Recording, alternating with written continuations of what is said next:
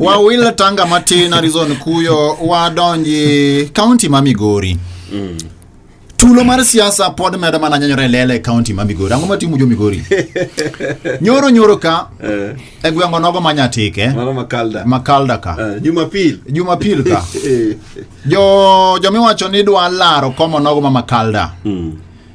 Nyo wacho ni nyo kodo kata nyo ngieo johera mondo dine MCA ma Makalda Felix Okwanyo. Nene nyasi marabe mar gero kanisa. Mano wang'oi jatend migawo mochune weche go mago mag teko manyien wende modhial. No wang'oi women rep ma county ma Migori. Nyo wang'oi Silvanus Osoro maduto ne gin welo e nyasi no. Mimi ni ODM na hii mchezo naona hapa itaharibia watu wengi sana wakati ikifika. Kwa hivyo mjadili sana. Mambo ya siasa nyumbani mpeleke pole pole. Siasa Magdala wateruru mos kikwa keli mbelewele. Kosa hier to umiyo tuolo mondo tim imonyalo. To kasa hiero poko chopo to wari oreka nyakla to watiyo ni japinyigi. Nikibiro manyo gimoro wamenya gi kwe wamijo wadwa luor. Aneno marach kamine madongo chungo karingo wanyaka giwelo mo oko mar nyatike. To wabiro wakuodo wiwele i nyatike ka e siasa magionge gin welo. Bas, penje moro biro ka ni to nyaka karango. Nyaka karango machie moro wanyalo wacho ni tinde wabedo joma ochwiny e siasa. Maka wapogore paro kata kadwaro komi wamanya ombolo e yor kwe e yo moriere kowuok kuom jopiny mokuodo wiwa gi welo. Hari wachak kodi ja Migori. Senior gima litna pichano. Neno nekechi utela mone ntimo pogoro mano ne giarambe. Bishop wane ntire kanyo nyaka mwina ode. Na neno kamino de tomo ngwej. Diriti. Nene in fact mano kang'iyo tipo no. Anene ko tomo ngwej ore ingo nikech kae ni ginyakware. Dongi mani nyaka kuonge. Gino ne ne rach kabisa. Aparo ni jo Migori dwaro dialogue. Conclave moro gidwaro conclave. Kamede wach no matin. Jok magocho kai ko bowe monde. Kamede wach no matin. Ingeni an owuon siasa. An owuon aja siasa. To e siasa mokalo. Kom mar MCA Makalda Kanyarwanda ne liet. An okil mane represent achiel kuom gi mane rakore kodgi kanyo endo ni luongo ni Duro. Mana dhi e tribunal mana nullify election mar sitting MCA masani miluongo ni Okwanyo. Lakini koro party ne nitie gik mano dhi otimore kanyo to kata mano endo tension ne nitiere. To ng'eni koro sani ok wakawe ka gima no timore Kanyarwanda. Wakawe ni to ei Luolandwa. Lonywa mag siasa osechopo kiwango machalo nade. Ing'eyo kamoluonge arambe ni dwa goye arambe ne kanisni mopogore modhuro. Mawelo bendo wuok kuonde mopogore opogore. Ma jotelo mabiro te nyaka ng'at mirakorigo bendo tuonore mana kituonruok ne owuon mondo mi okel ang'owa development ne oganda. To ere kaka kori dwa golo tulo kae ndi kitamo mana nyawadu moro mondo kik bi mondo mi ogol pesa ne. Nikech ok apar ka ne en gir siasa ma ji ne dhi use agenda margi nikech sa siasa to poko timonade to poko chopo. To gima yuago en ei luo waka. Ni to lony be wan gi lony. En lony wabro yudo lony karango. Be wan gi lony nikech yudo kak sani na yuage mbui machiegni. Nitiere kata mana jaduong'wa moro notho. Iluongo ne en kerwa mar gweng'wa kocha chande. Iluongo ni jaduong' Oketho. Ndalo mane jaduong' no endo ne tuo. Jaduong' no yweyo mane tie tie deche kanyo tie gine tie yende kanyo. Ji matin machalo kaka wan. Samoro dhi kae chande go kode mbaka jaduong' dhi nade gik machalo kamago. Ng'ane donjo manene onge. To kae chaten yo maduong' ma jo siasa gi jok matindo gi jok madongo bende kalie. Sama no tho mana ni pap. To dala ne koro bedo mobilize ji opong' ng'ato ka ng'ato dwaro ni mondo koro en magoge duong' molojo moko. Singo madongo kokikelo kamano endo. To liende no endo igeng'o ne jomoko mondo kik donji. Mondo kik en gima en lony en dok chien. Monego bed ni sani endi watimo kaka koro ni winjo soro wuoyo no. Osoro wuoyo maber. Nikech an owuon kineno kata mana dhawo mane nitie kindo soro to gi the governor ma Kisii sani. Simbarati. Ibro neno ka ne en dhawo ma sa siasa to en dhawo. Tanyalo paro ka nitiere Arambe mane osoro mane goyo. To jaod Simbarati ne kalo. To winjo kigo Arambe to kala to donjo to kako donjo no. To golo ne osoro 300,000 mogolo ne kaka koro sei mare. Mochako golo ne mar governor. Mane lony. Mopuoe kako timo tich maber mar gero jopiny.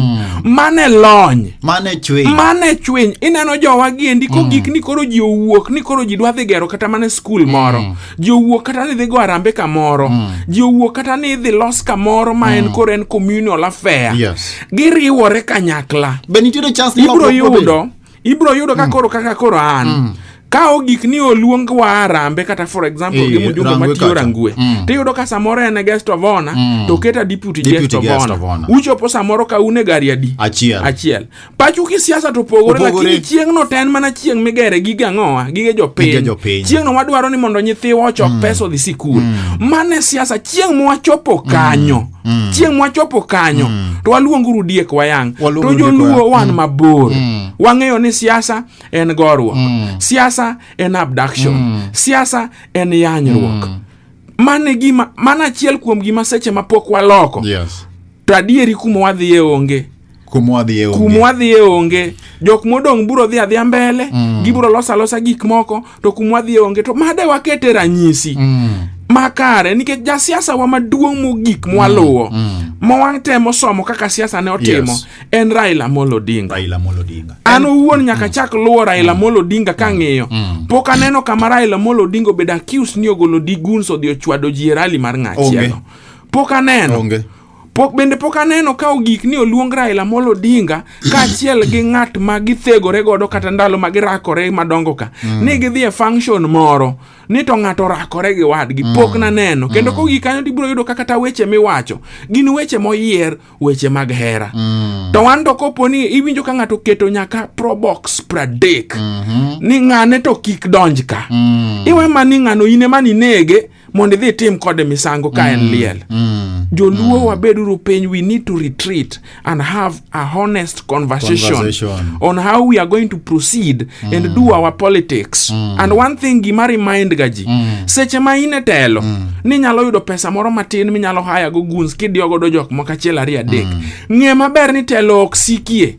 Timne nyawadu manie telo no endo kaka digomb ka imbe chieng' moro ng'at machielo otimo ni nikech telo to wilore ok ni dage nyaka chieng'. Ero kamano. Wachopo kanyo saa 2 mar okinyi osekalo kanyo kod dakika moro 30 kadiponi go kiyawo nyakalondo mari sani wane chieno mana mar ameny piny Kenya jomanie wan ka kod yawuoyi madongo wan ka kod mheshimiwa mano obiro mano owacho ni en mudo no gol Dr. Lilian Gogo kochopo 2027. Wan ka kod bende Harrison Ochieng kuyo mano wuod Migori County nyakalondo mar Victoria kaka achiel kod an owuon. Wakili waloke tanga matin. Joma osebedo kod weche modhuro. Achiel gin weche go mibayo kata mar ariyo bende nitiere joma wacho ni ochao chik wang' teko modwa kalo tong'. Ang'o miwacho kama? Jo siasa mabende iwacho ni okio kod jatend piny to kod jo siasa mokio kod jodito go mabendo balo kod piny owacho. Gitiyo kod dhok minyalo wacho ni gina ma nyalo kelo koke thurka to gima koro chando ji. Weche gi giwacho to kang' mora mikawo ne gionge. Nya neno ka nyoboke manyoro nyosiemo moko kuom jotelo ni nitiere mogo kuom duol miwacho ni onge kod iwacho ni onge kod kokgi. Gin gigie ka guok to gima ginyalo timo onge. Adwani agoe duol ka mag jotelo ariyo mabende nyocho wuoyo gichir embele jofwambo. Jaod bura ma Wajia Elomine. Sisi maneno yetu ni mafupi tu. Tunasema tu term. Ama kuna maneno mengine? Si tunangojea tu debe iletwe hata kama hatutakuwa na votes tutamuibia hiyo. Kaeto winji Oscar Sudi. Mano Jawad Burama Kip Seret. Soja tunajaza na watu. Na kura tutajaza. Hii kura hii tutajaza. Usijali kura itajaza. Na tukiona kidogo haijai tunaomba ya kujaza, yani lazima ijae. Itajazwa lazima ijae. Ewinyo ko wacho kanyo chalo bende gimopia na yeno. Koro okange nito angomyo jogi poko maki. Kaeto mara ariyo. Okange ni mabende miyo chir joma chalo moluor wa Munyoro. Ni kajogi odhi otemo walo yiero mar 2027. To ni tulo manotimore thurka 207 bro chalo Christmas. Makata ko golne Samath no dhi mbele NCIC to dagi dhi nyaka wuon to be gimitimo ne onge. Ma nyisa ngo wadake Kenya mani. Adwa ng'isi gimoro to mano pacha. Ok patch studio. Mano pachi. Kopo ni agencies. Kata bad sirikal.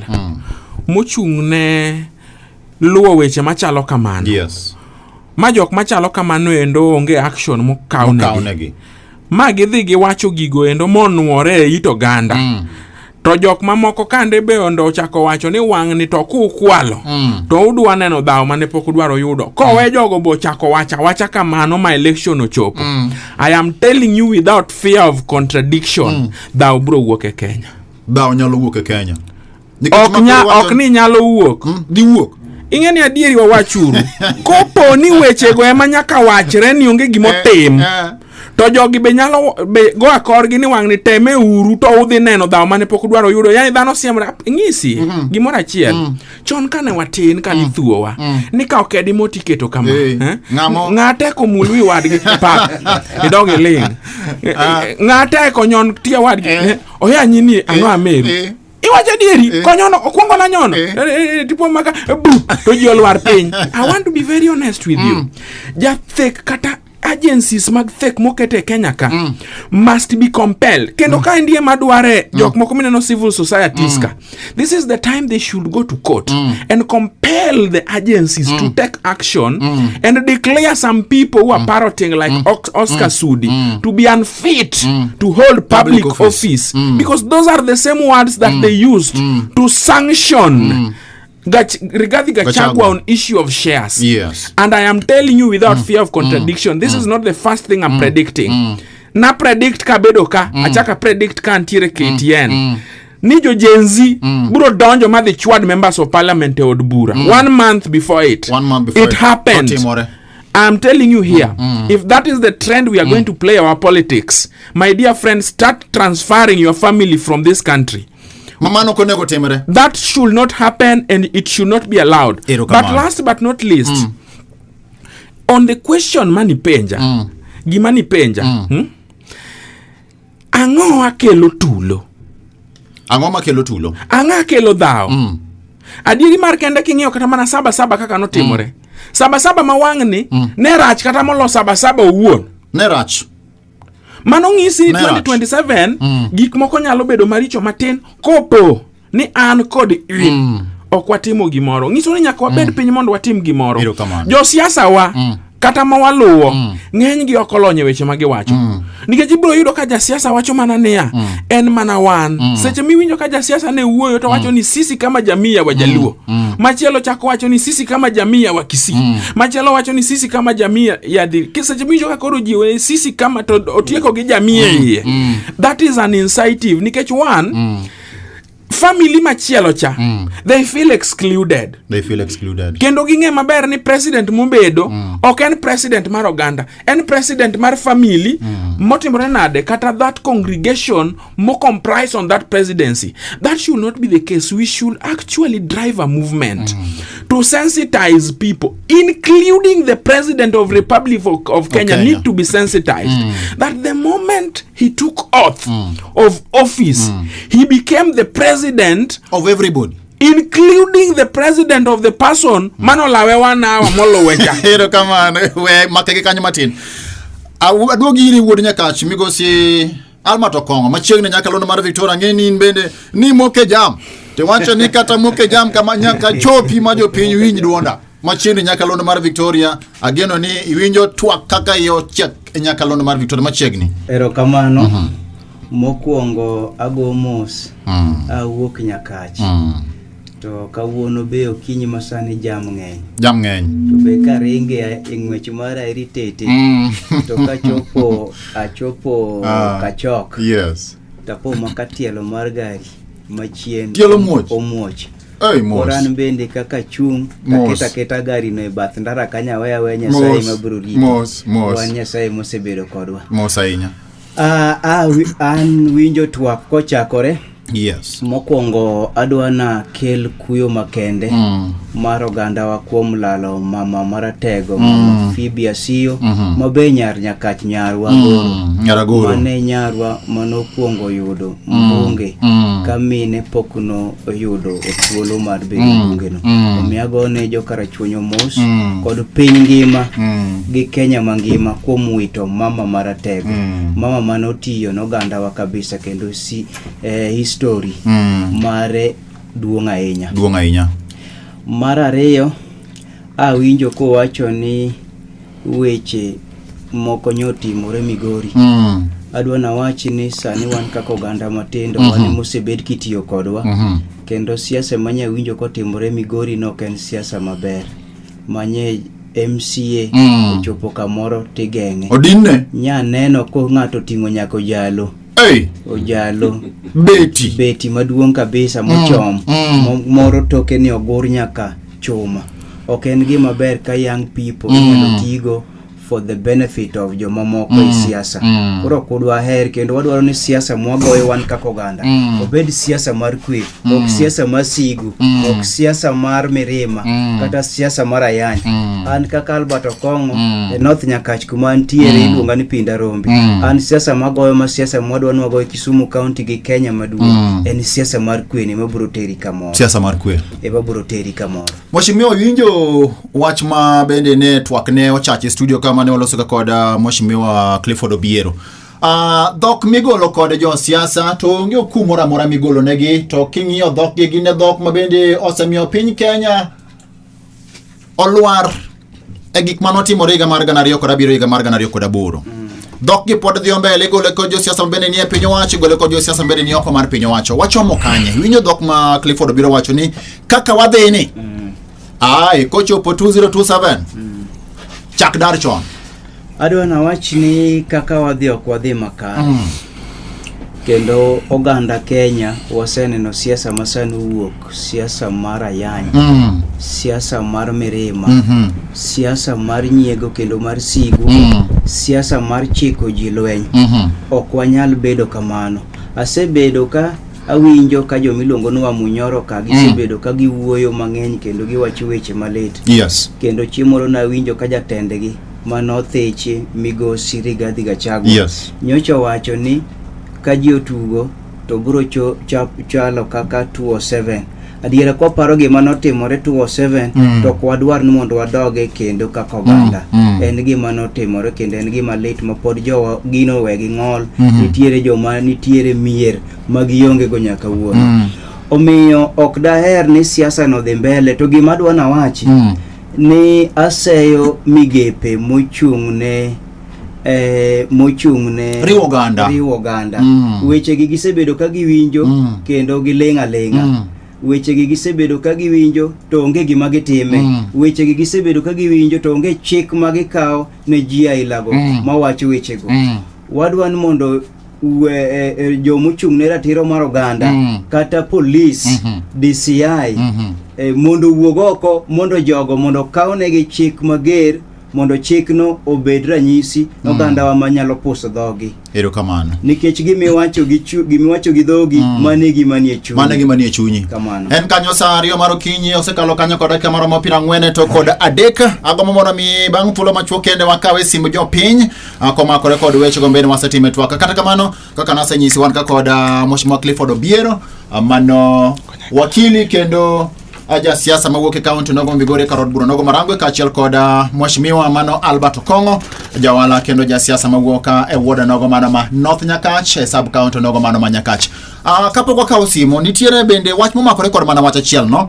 Wawinjo ka ojende nyocho dhi ng'anyo kwan mag ji moncho negi nyaka sani wacho ni nyalo idho chini maromo 61 mano kaluwore kod riwruoge mochune kedo ne ratiro oganda. Kata kamano migawo mar obila wacho ni gin ji maromo 42 ma bende nine onegi. Magi duto sikelo weche mang'eny ni to kama koro chope nie ojende gi bed kod gi piny los kod gi koso tim nang'o. Moloro Odinga nyocho wacho ni luongi miluongo ni conclave ne unyi en tam mitiyo godo kod jokopiri. Conclave ni Moloro Odinga nyocho wacho ni nyalo konyo mokalo ka okwanyo ojende okwanyo counties duto maromo 47. Kila county iwe na watu 40 tuanze hivyo zoezi mwezi ujao. Composition 50% youth, the remaining 50% are people of middle age and people of old age. Kata kamano bende nyocho kweda mokalo dhok manogol koda moluoro Rigathi Gachagua ni kumochome ni onge tiende ni tim twak ka moluoro Kalonzo Musyoka bende wacho ni twak mitimo onge gin gima gidware mondo mi koro chopi dwach jopiny moloto dwach ojendego mabende ng'anyo margi. Awinjo ni sane gichano moro ni nani dwe manyien mano mara 8 kuma piny Kenya chomenie ahinya nyato e wechego mago mag dwach ojende. Okang'e ni to wakili king'iyo kuma wachomonie ere kaka wanyalo chopo dwach joma tindogi, ere kaka wanyalo winjo pach joma tindogi, ere kaka wanyalo tiko ng'anyo makamagi mabende gin sani koro giwacho ni in fact dwe ka dwe wadhi bedo kod ng'anyo. To ng'anyo wang'eyo ni ng'anyo koket Kenya ka to thoe mawuoke mana kaka wacho motelo cha mano dwa bede marach mogik. To kaka kora achiel kuom jo youth nikech abgeno ni ei kama sani asedage piny ka pod antie under youth. Ilongo ni senior Gen Z. Ana sen ilongo ni millennials. Inge gima chanda. Seche moko inge ni kidhi hospital ni dhi thiedho tuo. Ti thiedho ranyisi mar tuo. Ithiedho symptoms. Ranyisi mar tuo gi dholuo. To gima kelo tuo titimo ni nade? Ok ithiedhi. To kithiedhi. Sani endi gima kelo ng'anyo maduong' en denyo. Ojendo denyo. Ng'a odenyo jamirima. Nerwa moro Nairobi. Iluongo ni Omondi Charles. Majako yugi. Nyisa ni ng'a dichuo. Kiki dok gae ot kapok ikaw gimori boli ei. Dhi ka isebolo gimoro ei matin. Gik matimore ot ng'eny miyo koro ka in miuni koso ng'ama ne dhako kata in gi dhako gi nyithindo kik idhi e odi kidenyo. Chiemo nyalo deko matin dilo kodi ng'adondore. Tin kodi wacho ni matin ni. Watingo omena moro ka wadhwa belge nyikwa mino. Omena to ting to ibende. Dhi ka gik manyalo miyo mirimbi ng'aore. Manyalo mi ka warungi godo ng'ato nikech makosa moko nya yudo kanyo. Koro ibedo jabura makare nikech ing'e ni ng'a odenyo. Mirimbe dhi piyo. Molo ng'a otimore nade? Ng'a oyieng'. To makosa ni otimore kanye. Sirikal owuon osewachonwa gi dhoge ni tich onge. To seche mungiso ji ni tich onge ni syllabus mane upuonjo godo ji. Ka unyiso ji ni intie atia matek kisetieko to ngima biro bedo mayom nikech tich ni biro timo nade biro yudo. To sani endi syllabus no is no longer relevant. Emomiyo sani endi kata jok mang'isa ni manyna tich anyiso gi ni omera wuod luo. Gimonengo bed ni moni nindo okinyi kichiew. Ok en kama idhi yude tich onge. Gimonengo bed ni gimonengo bed ni chandi kamora mora ma intie. En ni ere kaka anyalo bedo na nyalo timo gimoro manyalo konyo ng'achielo ta bende ikonyo rigo oala kata creativity. So yo machiel kitamo wacho ni solution en the solution as we speak is the government to retreat and ensure that they find a workable solution that can reduce the burden and kaka ngima sani endi tek kinyalo duok piny ngima. Jo yudha gi neno mantiere gi endi kinyalo yudnegi ok yudnegi tich but they an opportunity moro ma ng'ato nyalo time gire moro makelo ne yuto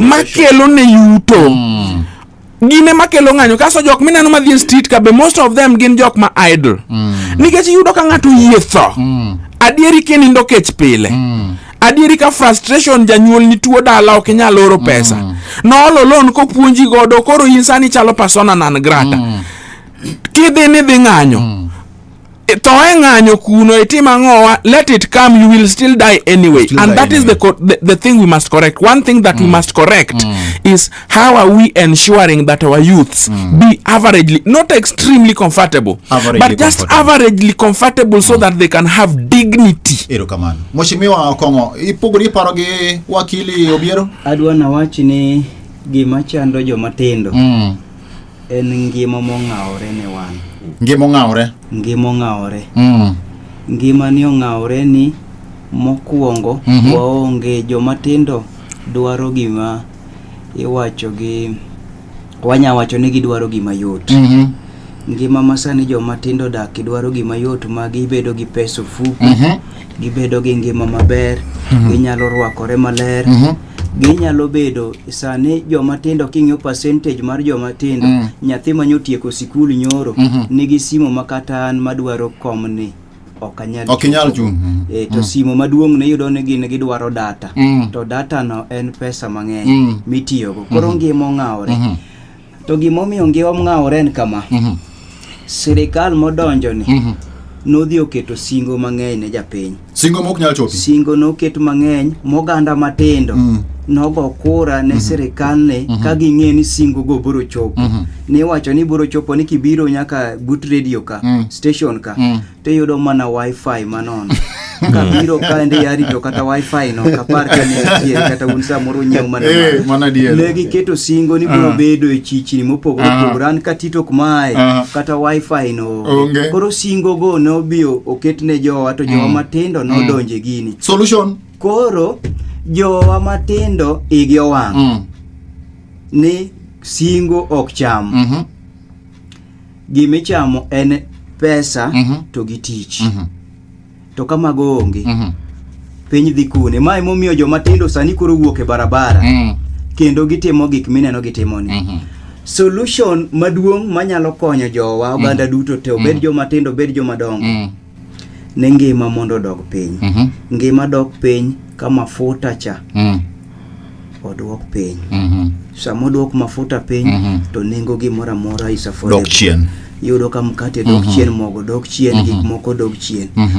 Onego dwok ngima piny. Erokamano.